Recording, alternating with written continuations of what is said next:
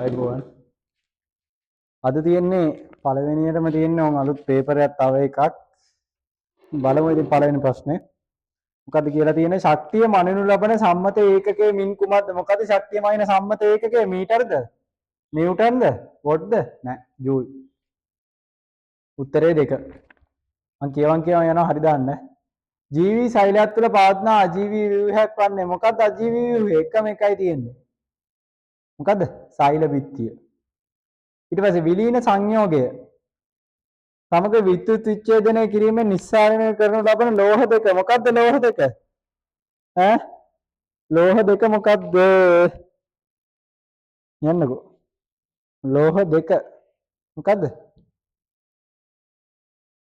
Potassium හා ferrous උත්තරේ 1 විලීන සංයෝගයේ විද්‍යුත් විච්ඡේදනයේ නිස්සාරණ ලෝහ දෙක හරි ඊගාව එක විද්‍යුත් චුම්බක බලයේ භාවිත අවස්ථාව මින් කුමක්ද මොකද්ද අද කතා කරන්න යන්නෙත් ඒක මොකද්ද විද්‍යුත් චුම්බක බලයේ භාවිතය ඒ බලය භාවිතා කරන්නේ ශබ්ද විකාශන යන්ත්‍රයට උත්තරේ 1 ලිංගිකව සම්ප්‍රේෂණය වල වෛරස් රෝග පවනවා වෛරස් කියන එක ඉරක් ගහගන්න මොකද්ද වෛරස් තියෙන්නේ උතන උත්තරේ 4 උත්තරේ 4 හරිද 4 විතරයි වෛරස් මගෙන් බෝ වෙන ලෙඩකට තියෙන්නේ හරිනේ ඔන්න ඊගාව එක ස්කන්ධය කීයද ස්කන්ධය කිලෝ 80ක් වන යතුරු පැදියක් 2 ms ඍණ 2 තරණයකින් චලිත වෙයි වස්තුව මත එදී ඇති අසන්තුලිත බලය කොපමණද කියලා අහනවා කීයද අසන්තුලිත බලය ඈ අසන්තුලිත බලය කීයද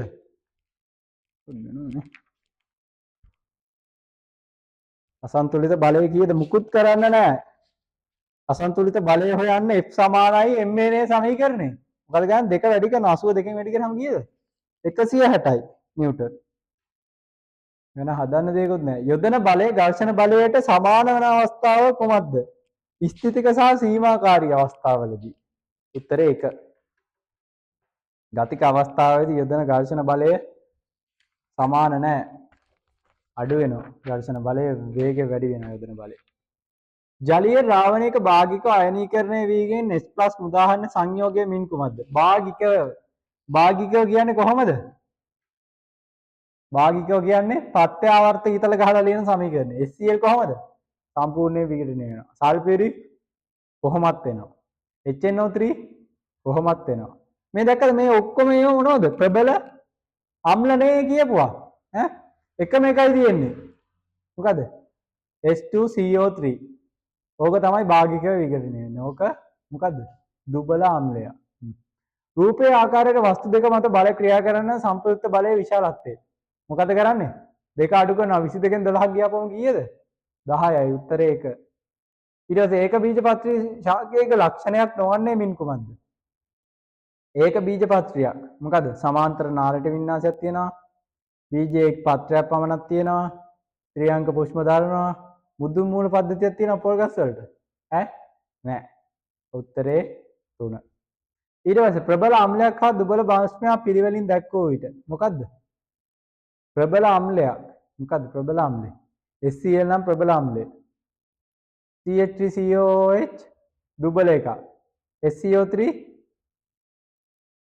මොකද්ද ප්‍රබල එකක් ද නෑ උත්තරේ 3 HCl HNO3OH NH4OH හරිද ඊට පස්සේ රූපයේ ආකාරයට නිව්ටන් 2ක බර ලී කුට්ටියක් ජලයේ ගිලී පාවි විස්ථාපිත ජලයේ බර නිව්ටන් 2ට වඩා අඩුය නිව්ටන් 2ට වඩා වැඩිය නිව්ටන් 2ට සමානය නිව්ටන් 2ට අඩු හෝ වැඩි විය හැකිය නෑ නිව්ටන් 2ට සමානයි තමයි විස්ථාපිත ජලයේ බර පරිමාව ඊට පස්සේ ගහනයක ජීවීන් සංඛ්‍යාව වැඩි වීමට බලපාන පහත් සාධක වලින් කුමන සාධක වැඩි වීමක්ද ඈ උපත් හා මරණ මොකක්ද ජීවීන් සංඛ්‍යාව වැඩි වීම උපතුයි මරණ ගානයි සාධකවල මොකද්ද එකම විදියට අඩු වුණත් වැඩි වුණත් මොකද්ද සමාන වෙනවා ඒ කියන්නේ වැඩි වෙන්න බලපාන්නේ නැහැ ආගමන හා විගමන ගිය කට්ටිය ආයේ විදියට තව කට්ටියක් එනවා එතකොට වැඩි වෙන්නේ නැහැ. උපත් හා ආගමන. දැන් උපත් සංඛ්‍යාව වැඩි වෙලා එන කට්ටියත් වැඩි වෙනවම ගහණයක සිටින සංඛ්‍යාව මොකද වෙන්නේ? වැඩි වෙන්න ගන්නවා. ඒක තමයි උත්තරේ. මරණ හා විගමන. මොකද්ද? මරණවා කියන්නේ ගහණයෙන් අහක් වෙලා යනවා. විගමන කියන්නේ අයින් වෙලා යනවා. එතකොට කොහොමත් ගහණේ සංඛ්‍යාව අඩු වෙනවනේ. ඒකෙන් අනිත් පැත්ත වෙන්නේ. එහෙනම් උත්තරේ කීයද? උත්තරේ 3. අලියාගේ විද්‍යාත්මක නාමය නිවැරදිව මුද්‍රණය කර ඇති ආකාරයේ මින් කුමක්ද? මොකද්ද? ඔය විද්‍යාත්මක නම නෑ රිපන් මැක්සිමස් කියන්නේ මේ අලියාගේ විද්‍යාත්මක නාමය තමයි. මොකද්ද? ඈ අපි අත්තකුරෙන් ලියනවා නම් මොකද කරන්න ඕනේ? යටින් ඉරක් ගහන්න ඕනේ. හැබැයි මෙතන ටයිප් නේ කරලා තියෙන්නේ. ටයිප් කරලා තියෙනවා නම් මොකද්ද ලියලා තියෙන්නේ? තද අකුරෙන් ලියලා අර කරලා තියෙන්න ඕනේ. අර කරලා ලියද්දී ඒකේ පළවෙනි අකුර විතරක් මොකද වෙන්න ඕනේ?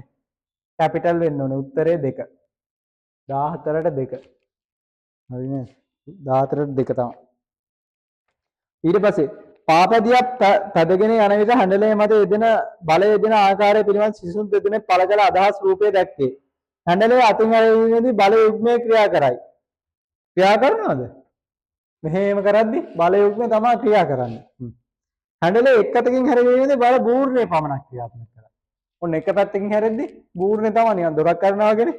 එනමින් ප්‍රකාශ දෙකම හරි. උත්තරේ 4. යා ඊගාව එක. සෛලම පටකේට සජීවී සෛල මොනවද? අයියෝ මේවා පාඩම් කරලා ගහන්න ඕනේ නේද? සෛලමීය මුදුස්තර. උත්තරේ 4. ඊට පස්සේ ජලීය ද්‍රාවණ ඝන සෙන්ටිමීටර් 100ක NaOH ග්‍රෑම් 2ක් අඩංගු වේ. ද්‍රාවණයේ සාන්ද්‍රණය කොපමණද? වෙන්න හදන්න ඕන එක. දැන් ජලීය ද්‍රාවණයක් තියෙනවා. සාන්ද්‍රණය අපි ලියන්නේ කොහොමද? මවුලයට ඩෙසිමීටර්. එහෙනම් අපි ඉස්සෙල්ලාම හොයන්න වෙන්න ඕනේ NaOH. NaOH මොකද්ද? ග්‍රෑම් 2ක් තුල අඩංගු මොකද්ද? මවුල ගාන. මවුල ගාන හොයමු බලන්න. ඒකට අපි දැනන් ඉන්න ඕනේ මෞලික ස්කන්ධය නේද? මෞලික ස්කන්ධය කීයද NaOH වල? Na වලට 23යි, O වලට 16යි, H වලට 1යි. එකතු කරන්න බලන්න 24යි. 4යි 6යි බිංදුව දැම්මා. එකක් ඉතුරුයි. 1 2 3 කීයද? 4. 40යි නේද? මෞලික ස්කන්ධය. මෞලික ස්කන්ධය කොහොමද? GMOL ඍණ 1. අපි මේ ග්‍රෑම් මහක් කරන්න මොකද කරන්නේ? දැන් මවුල ගානනේ හොයන්න ඕනේ නේද? අපි ග්‍රෑම් ගාන දන්නවා. ඉතින් අපි මොකද කරන්නේ? NaOH මවුල හොයන්න. NaOH මවුල හොයන්න අපි මොකද කරන්නේ? මේ 2යි ග්‍රෑම් එක 40යි GMOL වලින් බෙදෙනවා නේද? ඈ හරිද? 40න් බෙදුව හැකිද දෙක? අපි බෙදුමු මෙහෙම දීලා. 44 චක්‍රය දන්නේ නැහැ. බිංදුවයි දශමතිත තිබ්බා. බිංදුවක් ගත්තා 20ට තියනවද? නැහැ. 204 40 වගේ කීයද? 5යි. එහෙනම් මවුල කීයද? 0.05යි මවුල ගානක් තියෙනවා මේ ග්‍රෑම් 2 තුල. දැන් මවුල ගාන හොයාගත්තා. ඉතින් ජලීය ද්‍රාවණයේ සාන්ද්‍රණය කොහොමද ලියන්නේ? අපිට ඝන සෙන්ටිමීටර් 100ක් නේ තියෙන්නේ. ඈ ඝන සෙන්ටිමීටර් 100ක. දැන් අපි ගාව දැන් තියෙන්නේ මවුල 0.05ක් තියෙන්නේ ඝන සෙන්ටිමීටර් කීයකද? ඈ ඝන සෙන්ටිමීටර් 100ක. එහෙනම් 1000ක කීයද කියලා අපි මවුල ගාන හොයන්න කොහොමද මොකද කරන්නේ? හරස් ගුණිතය. 0.05 වැඩි කිරීම 1000 එක බෙදෙනවා 100. හරි ලේසි. මේකට මේ බිංදු දෙක කැපුණා මේක 10න් වැඩි වෙනවා 0. කීයද? 0.5යි මවුලයට ඩෙසිමීටරයට ඍණ 1. ඔන්න ඒ විදිහට උත්තර එනවා. ටිකක් වෙලා හදන්න ඕන ගානක්. වෙයි දඩි පිටි ගාලා හදාගත්ත උත්තරේ කීයද? උත්තරේ එක වැරදි කට්ටිය ඉන්නවද? වැරදිද? ඕකේ. වැරදි? වැරද්ද නැහැ. අට ලේසි ගානක්. ඈ සාන්ද්‍ර ගානක්. හදලාම පෙන්නේ ඔය වගේ ගණන් ආයේ ඕක එනවා ඔය විදිහටම. සාන්ද්‍රන මවුල ඒ ලෙවල් වල බයෝ කරනවා නම් මේවා මේ තියනවා බුදුම්මෝ. මේක මේ නිකන් එක කොටසක් විතරයි. හරිද? ඊගාව එක. රූපයේ දැක්වෙන ආකාරයට තුනක් සමතුලිතව පවතින විට ඉටිවි යුතු ලෙස ශික්ෂයෙක් අදහස් කළ යුතු අදහස් කිහිපයක් පහත දැක්වේ. බලන්න ඒ කියන්නේ බල සන්තුලිතයක් ආකාරයෙන් තියෙන්න ඕන අදහස් කිහිපයක් පහත දැක්වෙනවලු. අදහස් කිහිපයක් පහත දැක්වෙනවලු. මොකද්ද? PQR බල තුන විශාලත්වයෙන් සමාන විය යුතුය. සමාන වෙන්න ඕනේද? ඈ බලන්න PQ දෙපැත්තට අදිනවා නම් R ඒ බල දෙක එකතුවට සමාන වෙන්න ඕනේ සමතුලිත දෙක තියෙන්නේ. නැත්තම් මේ තුනම සමාන වුණොත් මේ PQ දෙපැත්තට ඇදිලා යනවා R උත් එක්ක. ඇයි අර දෙගුණකින් අදිනවා අය එක් ගුණකින් අදින්නේ. එහෙනම් පළවෙනි එක වැරදි. PQ සහ R බල තුනේ ක්‍රියා රේඛා සමාන්තර විය යුතුයි. මේ එකම රේඛාවකනේ ඔහොම තියෙන්නේ නේද? සමාන්තර. ඒක හරි. R බලයේ විශාලත්වය PQ වගේට සමාන විය යුතුයි. හරි නේද ඒක? කලින් මුලින්ම කිව්වෙත් ඒකනේ. එහෙනම් හරි දෙක මොකද්ද? සත්‍ය. B හා C පමණි. උත්තරේ 3. ඊට පස්සේ මිනිසාගේ දිත්ත සංසරණයේ දැක්වෙන දල රූප සටහනක් පහක් දැක්කේ. එම සටහනේ A B C අක්ෂර මගින් නිරූපණය කර ඇති ව්‍යුහ පිළිවෙලින් දැක්වූ විට පෙනහැල්ල දැක්වූ විට ශරීර අවයව පෙනහැල්ල වම් කර්ණිකාව වේ. මොකක්ද දන්නේ? A B C. ඒ කියන්නේ මොකද්ද මේ? ඈ දකුණු කෝෂිකාවෙන් කොහෙටද පොම්ප කරන්නේ? දකුණු කෝෂිකාවෙන් මොකද පොම්ප කරන්නේ? ඈ කොහෙටද? ශරීරයට දකුණේ පෙනහල්ලට පොම්ප කරන්නේ. මේ පෙනහල්ලට තමයි පොම්ප කරන්නේ. එහෙනම් ඒ කියන්නේ මොකද්ද? පෙනහල්ල. පෙනහල්ලෙන් වැටෙන්නේ කොහෙටද? බලන්න රූපේ C වලට. C කියන්නේ මොකද්ද? වම් කර්ණිකාව. උඩ තියෙන්නේ කර්ණිකාව. වම් කර්ණිකාවට වැටෙන්නේ. මොන් දෙකක් හොයාගත්තා. ඊට පස්සේ වම් කෝෂිකාවෙන් කොහෙටද යන්නේ? ශරීරයේ මුළු දේහය පුරාම යනවා. එහෙනම් උත්තරේ එන්න ඕනේ මුලින්ම පෙනහැල්ල ඊට පස්සේ ශරීරයේ අවයව ඊට පස්සේ වම් කර්ණිකාව. හරිම ලේසි. උත්තරේ 2. ඊට පස්සේ එතනින් වල පුනරාවර්තන ඒකකයේ මින් කුමක්ද? මේක නම් පාඩම් කරලා තියෙන්න ඕනේ. හරිද? අපි තාම ආවේ නැහැ එතනට. දැන් අද පාඩම ඉවර කරලා ඊට පස්සේ එන්න තියෙන්නේ ඕක තමයි 14 වෙනි පාඩම. හරිද? අපිට ඉවර කරගන්න පුළුවන් වෙයි. උත්තරේ 1. එතනින් වල පුනරාවර්තන ඒකකයේ 1. ඊට පස්සේ ඕම් 10ක ප්‍රතිරෝධයක් තුලින් ඇම්පියර් 2ක ධාරාවක් ගලාවන ලබා දිය යුතු විභවාන්තරය. මොකද සමීකරණය? E සමානයි IR. I දන්නවා අපි 2යි. ප්‍රතිරෝධය 10යි. දෙවරක් 10 කීයද? 20යි. වෝල්ට් 20ක් දෙන්න ඕනේ. ඊට පස්සේ මිනිසාගේ රුධිර සංසරණ ක්‍රියාවලිය සම්බන්ධයෙන් පහත ප්‍රකාශ සලකන්න. ශරීර දක්වා ඔක්සිජන් පරිවහනය කරනු ලබන්නේ රතු රුධිර අණු වල ඇති හිමොග්ලොබින් මගිනි. හරිද? හරි. හර්ට් ශබ්දය ඇතිවන්නේ හර්ට් කපාට වැසෙන අවස්ථාවලදී. හරි නේද? වැහෙද්දිනේ ඩග් ගාලා ශබ්ද ඇහෙන්නේ. වම් පුප්පුෂීය ධමනිය වම් කර්ණිකාවට සම්බන්ධ වී තිබේ. වම් පුප්පුෂීය ධමනිය. පුප්පුෂීය කියන්නේ මොකද්ද? පෙනහළු වලට රුධිරය අරන් යන එක.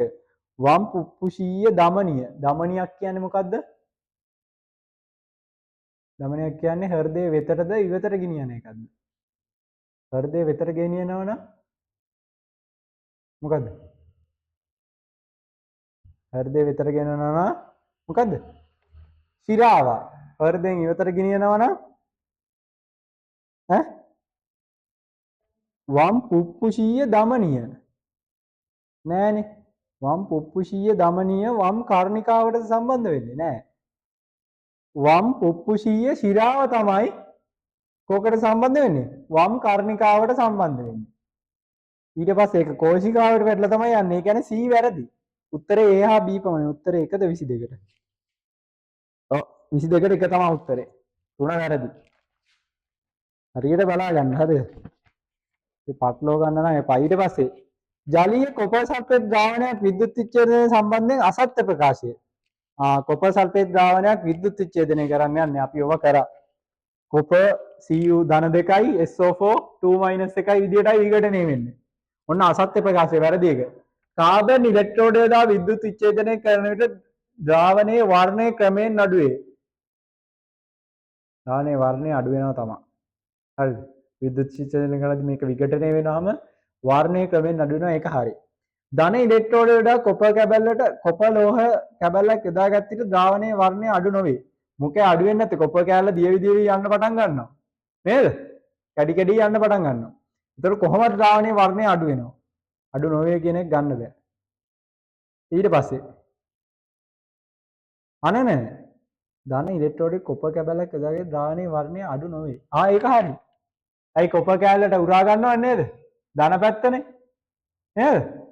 එහෙම ගිහිලා ද්‍රාවණයේ වර්ණය අඩු වෙන්නේ නැහැ තමයි. ඒක හරි. ඍණ ඉලෙක්ට්‍රෝනය මත තම තැන්පත් වීම නිරීක්ෂණයක් ලෙස දැකිය හැකියි. ඍණ පැත්ත නෙවෙයි තම තැන්පත් වෙන්නේ. කොහෙද තැන්පත් වෙන්නේ? ඈ? ධන පැත්තේ. අසත්‍ය ප්‍රකාශයනේ අහන්නේ. ධන පැත්ත තමයි තම තැන්පත් වෙන්නේ. නිරීක්ෂණයක් විදියට දැක ගන්න පුළුවන්. ඍණ ඉලෙක්ට්‍රෝඩය මත නෙමෙයි. හරිද? ධන හා ඍණ ඉලෙක්ට්‍රෝඩ ලෙස කාබන් යොදාගත් විට ඇනෝඩය අසලෙන් ඔක්සිජන් වායුව පිට වේ. ඒක හරි. උත්තරේ 3. හරිද? ඊගාට වස්තු කුමන ස්ථානයක පිහිටියද අතාත්වික උඩුකුරු ඌනත. මොකද මේ ඌනත කියන්නේ? මොකද්ද? උනත ප්‍රතිබිම්බය. උනත කියන්නේ උනිත. උනිත නේද? උනිත ප්‍රතිබිම්බය ලබා ගන්න හැක්කේ. මෙහෙම ලබා ගන්න පුළුවන් උත්තර කාර්ය වලින් තමයි. මම පැහැදිලි කරන්න යන්නේ නැහැ. හරිද? එහෙනම් දර්පණ ඇඳලා එන සීන් එකක් තියෙනවා. හරිද? ඒක බලා ගන්න. මේ පාඩම නම් මම කරෙත් නැහැ මුල් කාලේ. පළවෙනිම හරිය තියෙන ඒවා. ඊට පස්සේ එන්සයිම සම්බන්ධයෙන් ශිෂ්‍යයෙක් ඉදිරිපත් ප්‍රකාශ සලකන්න. ජෛව අහන් ඉන්නේ නැද්ද? දැන් කිව්වේ 2 කියලා. 24ට 2. 23ට 3. හරිද? හරියට බලලා අහන් ඉන්න. එන්සයිම සම්බන්ධයෙන් ශිෂ්‍යයෙක් ඉදිරිපත් කර ප්‍රකාශ සලකන්න. ජෛව රසායනික ප්‍රතික්‍රියාවල ශීඝ්‍රතාවය වැඩි කරනවද? ඔව් වැඩි කරනවා. විශේෂිත ප්‍රෝටීන වර්ගයද? ඔව් ඒ එන්සයිම කියන්නේ අනිවාර්යෙන් ප්‍රෝටීන් තමයි. ඉහළ උෂ්ණත්වයට යටතේ විනාශ විය හැකිද? අනිවාර්යයෙන්ම විනාශ වෙනවා. උත්තර 3ම හරි ඔය ටික. සියල්ලම. උත්තර 4. ඊට පස්සේ ඒ සංයෝගයේ ද්‍රවාංකයේ ඍණ 78ක් වන අතර තාපාංකයේ ඍණ 33ක් වේ. B සංයෝගයේ ද්‍රවාංකයේ සෙල්සියස් අංශක 801ක් වන අතර තාපාංකය 1613ක් වේ. AB සංයෝග දෙක අතරින් මින් කුමක්සේ? ඒ සහසංයුත සංයෝගයක් වන අතර B අයනික සංයෝගයක්ද? ඒ සහසංයුත සංයෝගයක් වෙන්න ඕනේ. B අයනික වෙන්නත් ඕනේ. මොකද ද්‍රවාංක සාපාංක වැඩි මේ අයනික සංයෝගවල. හරිද? ඊට පස්සේ B සහසංයුත සංයෝග නෑ. ඒක අනිත් පැත්ත. B හා B සහසංයුත සංයෝග වේ නෑ. ඒකත් බෑ. AB අයනික සංයෝග බෑ. එහෙම කියන්නත් බෑ. උත්තරේ එක තමයි අපිට ගන්න පුළුවන් මෙතනින් ගන්න වෙන්නේ 26 නේ. ඔව් 21. ඊට පස්සේ දාහකයන් මගින් ජලයේ කිලෝ 2ක උෂ්ණත්වයේ සෙල්සියස් අංශක 10ක ප්‍රමාණයෙන් ඉහළ නැගෙන සපේත තාප ප්‍රමාණය කොපමණද? ජලයේ වීතාදා දීලා තියෙනවා. මොකද්ද සමීකරණය? Q සමානයි mc θ. m කියන්නේ මොකද්ද? ස්කන්ධය. Q කියන්නේ C කියන්නේ මොකද්ද? විශිෂ්ට තාප ධාරිතාව. විශිෂ්ට තාප ධාරිතාව කීයද? 4200යි J kg ඍණ 1 සෙල්සියස් ඍණ 1. උෂ්ණත්ව වෙනස කොච්චරද? වැඩි කරන්නේ 10කින් වැඩි කරන්නේ සෙල්සියස්. මේ ඔක්කොම වැඩි කරාම කීයද? 8000 නෑ 84 කීයද? 84000යි ජූල්. දැන් උත්තරයක් තියනවද? ඔව් උත්තරේ 4. හරි. කියවන්නේ ඊගාව එක. කියවන්නේ මං කියව. එක්තරා ශාකයක පහත ලක්ෂණ සහිතයි. සෛල බිත්තිය තුනීලු. අහගන්න විශාල මත්ත්‍ය රිත්තකයක් තියනවලු. හරිතප්‍රද තියනවලු. අන්තර් ශෛලීය අවකාශයක් තියනවලු. මොකක්ද මේ? මේ මුදුස්තර. ඊට පස්සේ එක්තරා නිවසක ක්ෂමතාවයේ වොට් 9යි වොට් 2 LED පාන් 10ක් දිනකට පැය 5 බැගින් දින 30ක් දාල්වන ලදී. වැය වෙන විද්‍යුත් ශක්ති ප්‍රමාණය කොපමණද? කොහොමද මේක හදන්නේ?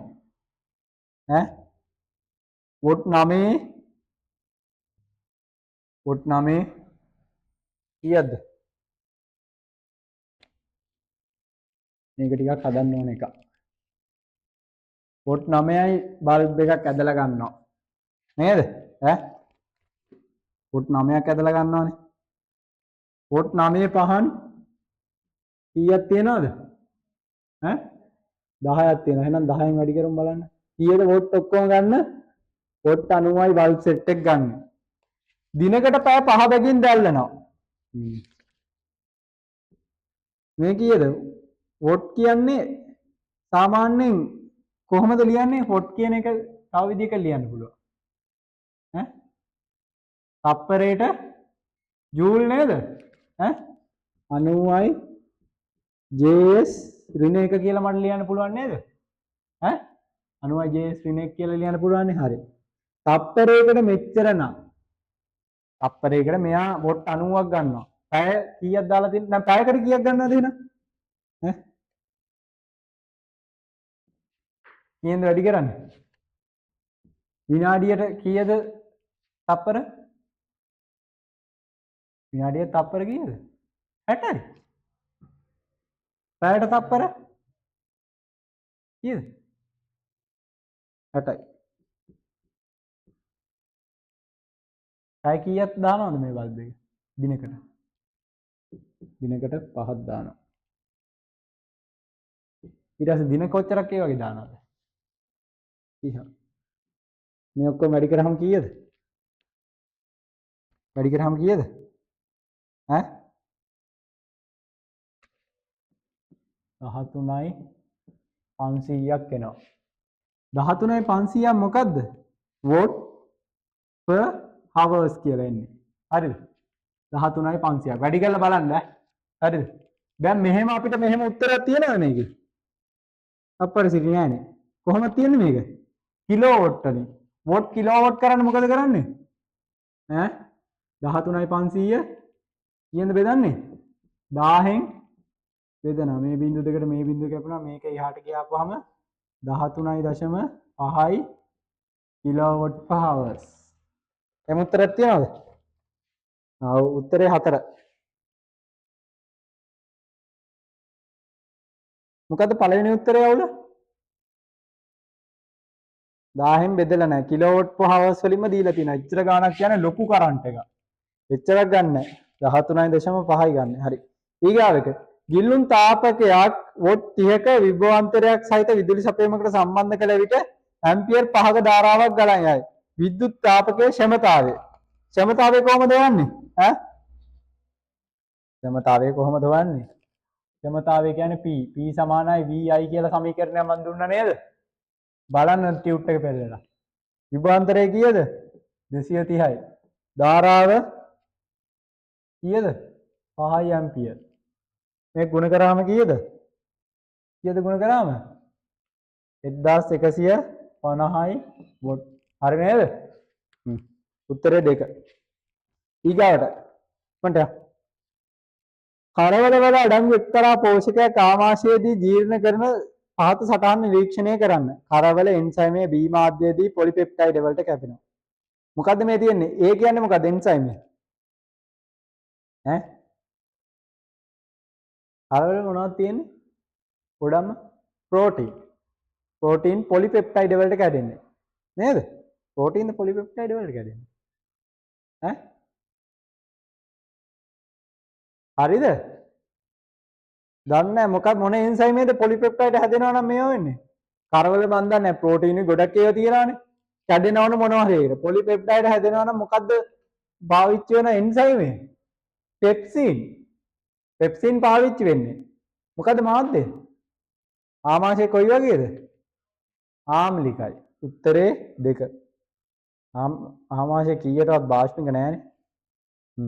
ඊගාවට තාපදායක ප්‍රතික්‍රියාවක ශක්ති සටහන නිවැරදිව දක්වා ඇති ආකාරයේ මින් කුමක්ද? තාපදායක ප්‍රතික්‍රියාව ශක්ති සටහන නිවැරදිව දක්වා ඇති ආකාරය. මොකද්ද ශක්ති සටහන නිවැරදිව දීලා තියෙන්නේ? තාපදායක කියන්නේ මොකද්ද? ශක්තිය පිට කරනවා නේද? ශක්තිය පිට කරනවා. ඒ කියන්නේ ප්‍රතික්‍රියකවල ශක්තිය වැඩිද අඩුයිද? ප්‍රතික්‍රියකවල ශක්තිය ගැබ් වෙලා තියෙනවා. එහෙනම් ප්‍රතික්‍රියක කොහොමද එන්නේ? උඩින් නේද එන්නේ. පළවලට යද්දී එයාගේ ශක්තිය අඩුයි. ඒක තමයි පිට වෙලා යන්නේ. එහෙනම් ප්‍රතික්‍රියක උඩ තියෙන්න ඕනේ, පළ යට තියෙන්න ඕනේ, ඊතලයේ උඩ ඉඳන් පල්ලෙහාට එන්න ඕනේ. ඒ පල්ලෙහාට එන ඊතලෙන් ඔහොම එළියට ශක්තිය පිට වෙලා යනවා කියලා ලියන්න ඕනේ. එහෙම එකක් තියෙන්නේ මොකද්ද? එකේ තමයි එහෙම තියෙන්නේ. 33 රූපේ ආකාරයේ වැටුමක් යොදාගත්තද පරිපථය තුලින් ධාරාවක් ප්‍රේරණය වන්නේ චුම්බකයේ දගරණය තුළ චලනය කරන විටදී පමණි. නෑනේ. දඟලෙන් ඉවතට යද්දිත් වෙනවා. චුම්බකයේ දඟලෙන් ඉවතට චලනය කරන ඒත් වෙනවා මේ අතුලට යද්දිත් වෙනවා. ඊට පස්සේ චුම්බකයේ ධර්මයේ තුල නිශ්චල තබාගෙන යද. එතකොට කොහොම ප්‍රේරණය වෙන්නේ නිශ්චල තිබ්බොත්? හරි. චුම්බකයේ දගරණය තුල චලනය කරන විටදී හා ඉන් ඉවතට අවස්ථා ගන්නා දෙකේදී පමණි. ඔව්. ඒක තමයි උත්තරේ. උත්තරේ 4. ඊට පස්සේ හයිඩ්‍රජන් පෙරොක්සයිඩ් 67ක ඇති ඔක්සිජන් පරමාණු මවුල ගාන කීයද? ඔක්සිජන් පරමාණු මවුල ගාන කීයද? මවුල ගාන කීයද? කොහොමද මේක හදන්නේ? ආයෝන් කෙමිස්ට්‍රි ගානක් ආවා. හයිඩ්‍රජන් පෙරොක්සයිඩ් මොකද්ද? H2O2. මේව නම් මතක තියාගන්න ඕනේ සාමාන්‍ය මෞලික ස්කන්ධ ටික. එහෙම මතක තියාගන්න ඕනෙත් නෑ. අර කලින් දීලා තිබ්බ මවුල ගාන මම කලින් හදුවේ. ඒක දීලා තිබ්බ වරහණක් ඇතුලේ. කීයෙන් ගානද මට මතක නෑ.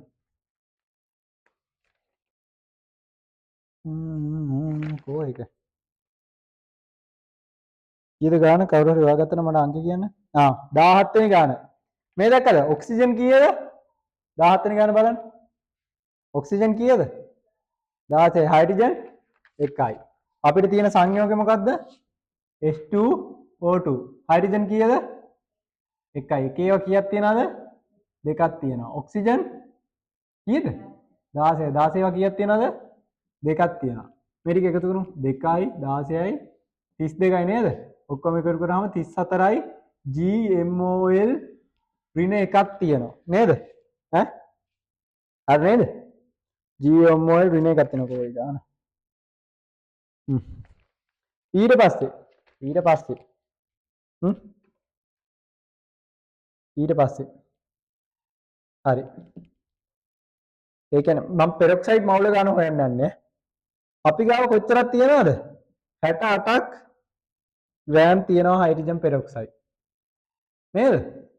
අපිට දැන් මේකේ මවුල ගන්න හොයන්න මොකද කරන්නේ? 34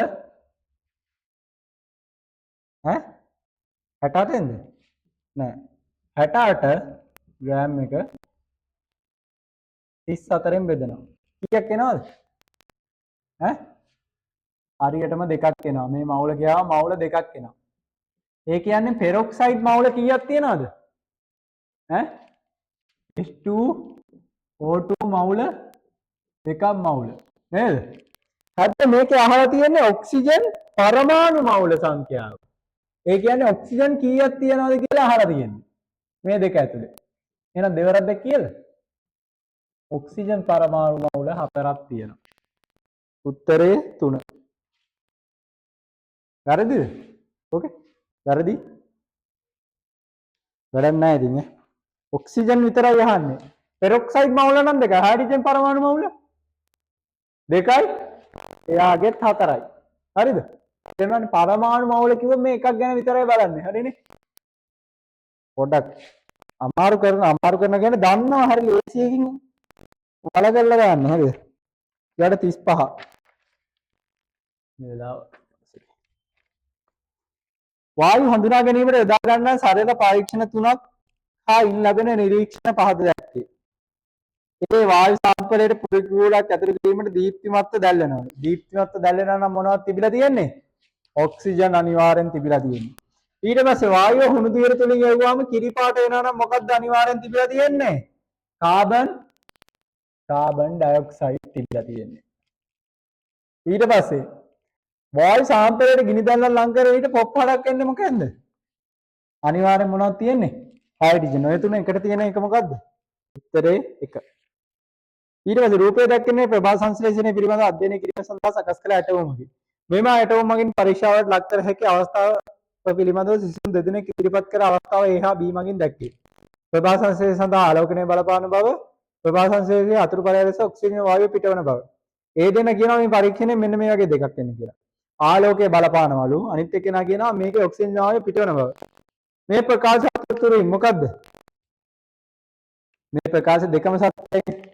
දැන් මේකට එළිය නැතුව මේකෙන් ඔක්සිජන් නිකුත් කරයිද? ඔය හයිඩ්‍රජන් ශාකය ඔය විදිහට තියලා අඳුරේ තියලා බලන්න පිරෙයිද කියලා? පිරෙන්නේ නැහැ. ඔන්න ආලෝකයේ අවශ්‍ය බවක් දන්නවා. ඊට පස්සේ මේ උඩ එක රැස් වෙන වායුව මොකද්ද? ඒ ඔක්සිජන් තමයි. මේකෙන් දෙකම බලන්න පුළුවන්. උත්තරේ 3. එහා B ප්‍රකාශ දෙකම සත්‍ය වෙනවා. හරි. ඊට පස්සේ රූපය දැක්කනේ විද්‍යුත් ප්‍රසාරණ කෝෂය සම්බන්ධයෙන් නිවැරදි ප්‍රකාශය කොහොමද? A ඉලෙක්ට්‍රෝඩය CU වන අතර B ඉලෙක්ට්‍රෝඩය සිංක් වේ.